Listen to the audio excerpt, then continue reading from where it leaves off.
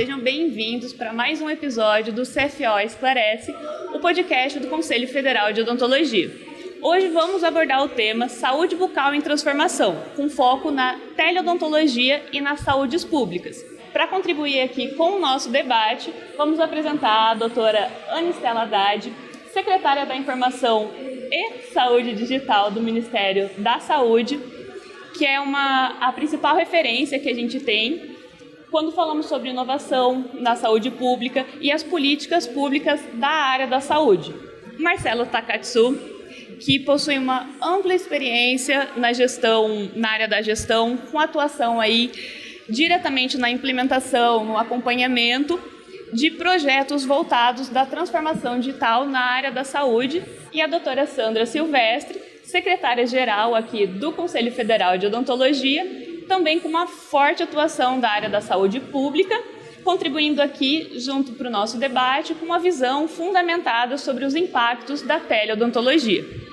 Vamos começar, então, iniciando sobre entender a teleodontologia, o que é definir a odontologia, principalmente aí com a resolução 278 de 2025. Queria cumprimentar todos os ouvintes, falar da nossa grande satisfação de estar aqui com a conselheira e secretária-geral do Conselho Federal de Odontologia, a doutora Sandra Silvestre, também com o Marcelo Takatsu, que já foi nosso colega no Ministério da Saúde, e com você, Thaís.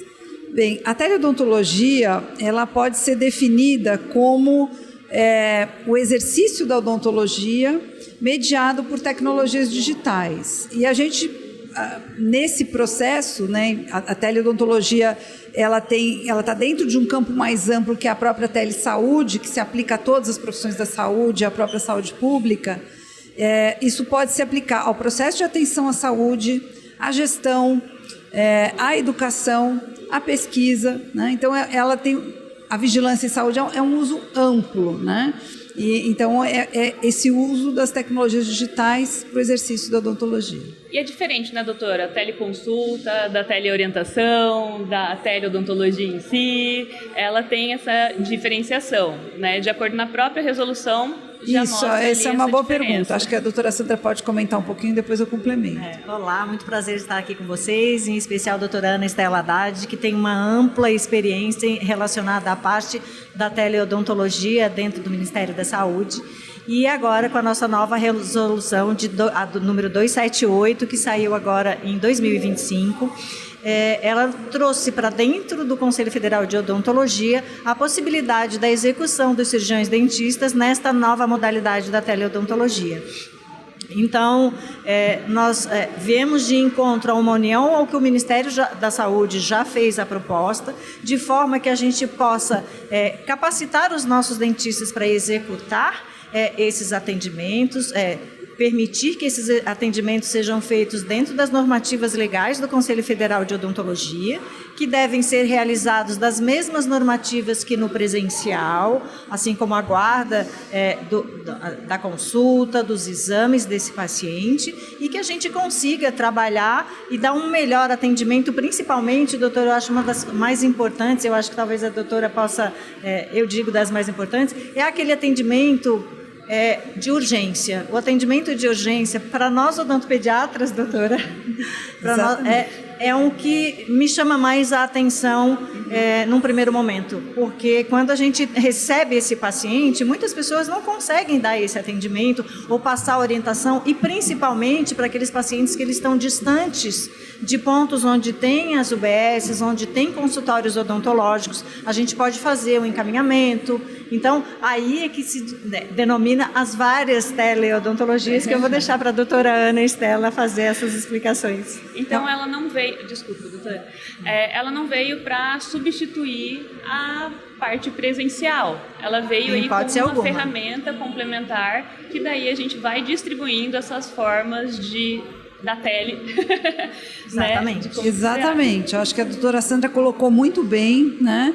Primeiro, eu queria também aproveitar para fazer um reconhecimento através da doutora Sandra, que nos procurou no Ministério da Saúde, pelo Conselho Federal de Odontologia, com a intenção de fazer essa regulamentação, e buscou um alinhamento com as normas que o Ministério já vinha preconizando, então atualizou as normas. Isso está sendo muito importante, porque isso trabalha pela qualidade do processo de atendimento e amplia as possibilidades de exercício profissional do dentista também, mas com qualidade. Então, de fato, Thais, como você muito bem colocou, o atendimento por teleodontologia, ele não substitui, em hipótese alguma, o atendimento presencial, mas ele complementa muito bem. Eu acho que esse exemplo que a doutora Sandra traz é muito feliz e me fez lembrar uma aluna de doutorado que recentemente eu orientei, que é professora também, Ana Paula Dornelas, e ela fez um protocolo,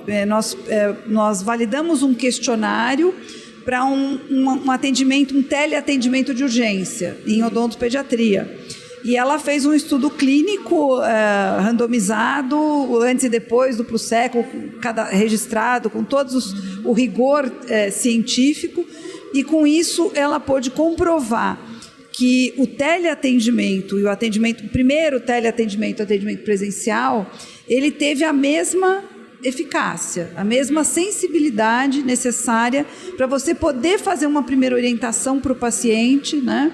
E planejar o atendimento presencial no momento e da forma mais oportuna, porque às vezes a mãe e o pai, por exemplo, acham que é uma urgência e pode ser às vezes um dente descido que está com uma mobilidade excessiva, ou não nasceu e ele está preocupado, e tem coisas que você pode fazer uma primeira orientação, acalmar os pais e na conversa poder planejar o melhor momento para esse atendimento presencial.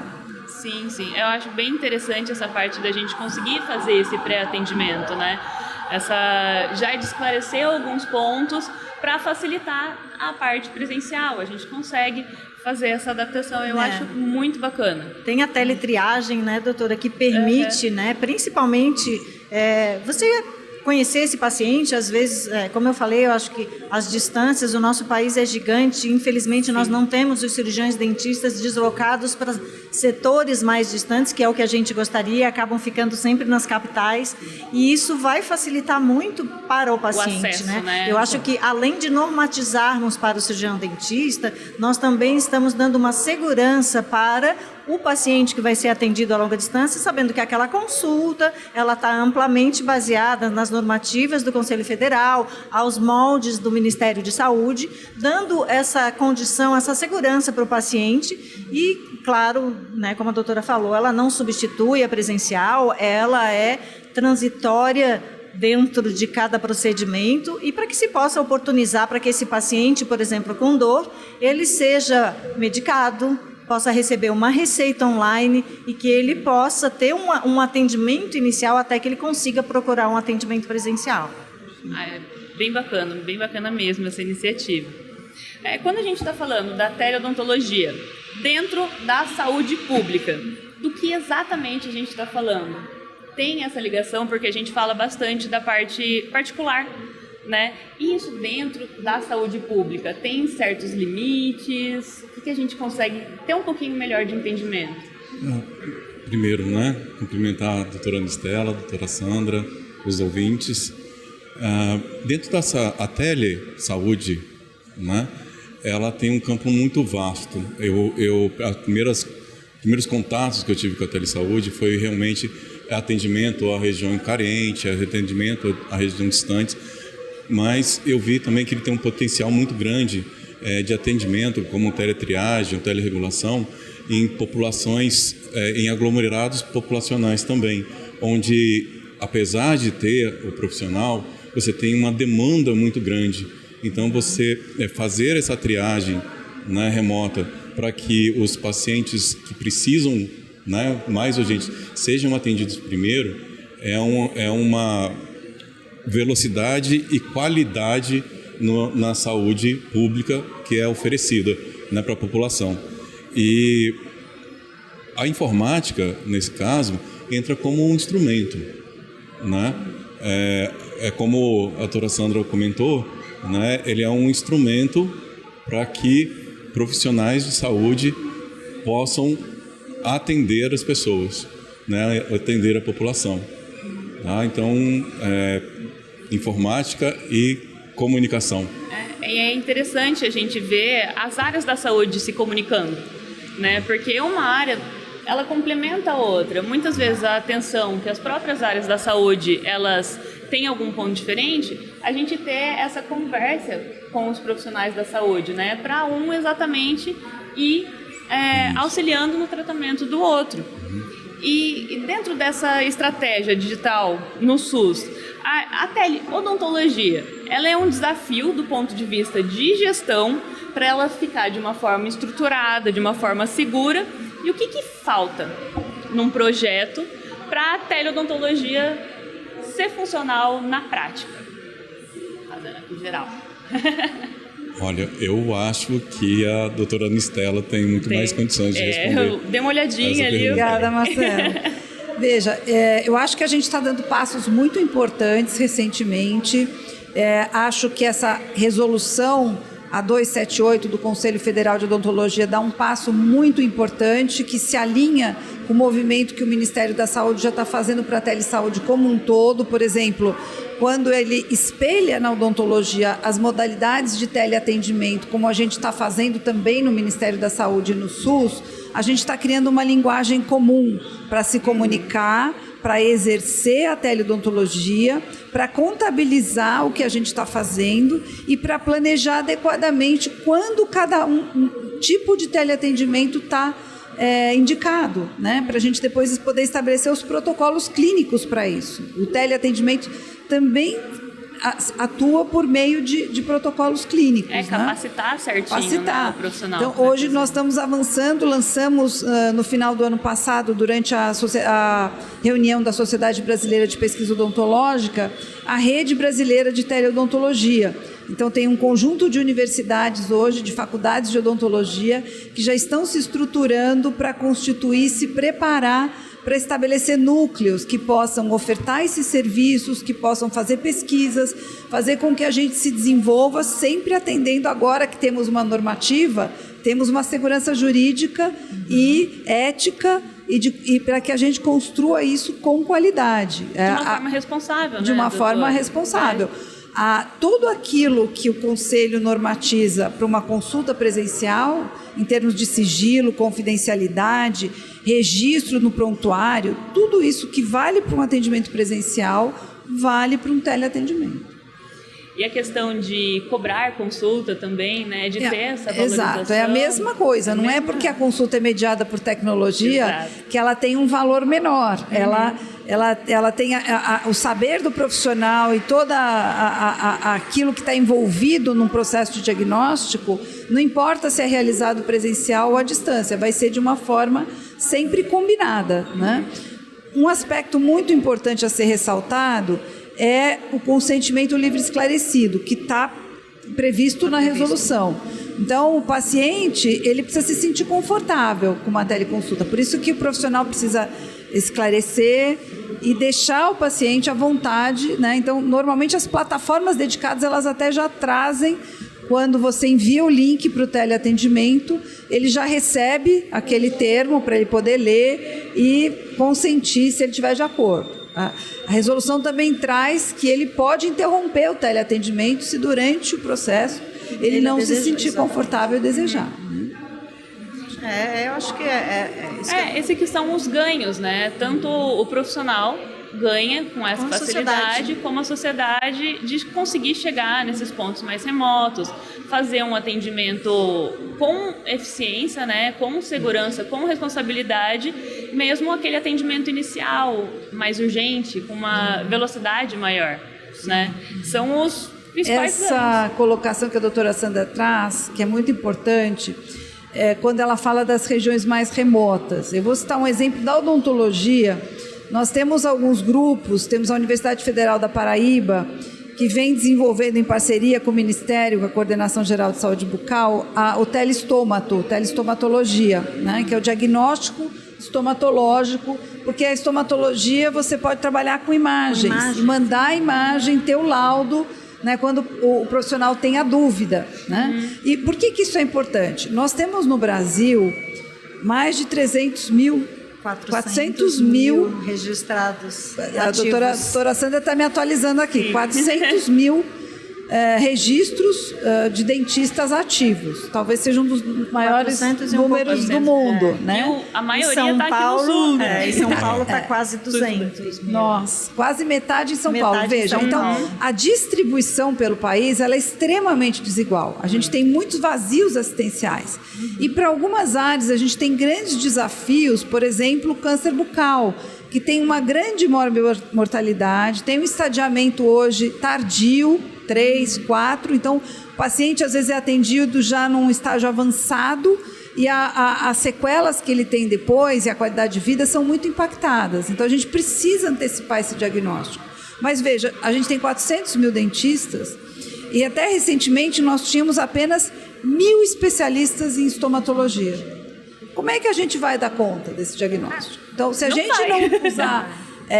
a gente precisa formar mais, a gente precisa estimular jovens a optarem por essa especialidade tão bonita, mas enquanto a gente não tem todos os especialistas que a gente precisa, usar a teleodontologia, planejar o telediagnóstico, o telelaudo, pode ser uma forma da gente ampliar o acesso a esse atendimento tão importante. E essa discussão interprofissionais também facilita muito, né, as distâncias, assim como a doutora informou aqui para a gente, nós temos 1.000 especialistas. Então, assim, como um estado, dá um exemplo, Maranhão, Acre, será quantos nós temos lá? Será que temos? Existe a possibilidade do cirurgião dentista fazer a solicitação desses exames e que essa interpretação seja passada para o seu colega e discutido o caso clínico e antecipar, né, um diagnóstico para esse paciente, trazendo benefício para ele. Eu trabalho na área da odontologia legal, também não é uma área que tem muito especialista, né? E eu faço bastante a parte da assistência técnica nos casos de processos civis que envolvem cirurgião dentista, e a gente vê essa importância porque eu vejo pela documentação também, pelo prontuário, os laudos que me entregam para conseguir fazer um parecer certo, né? Que tenha ali uma certa veracidade.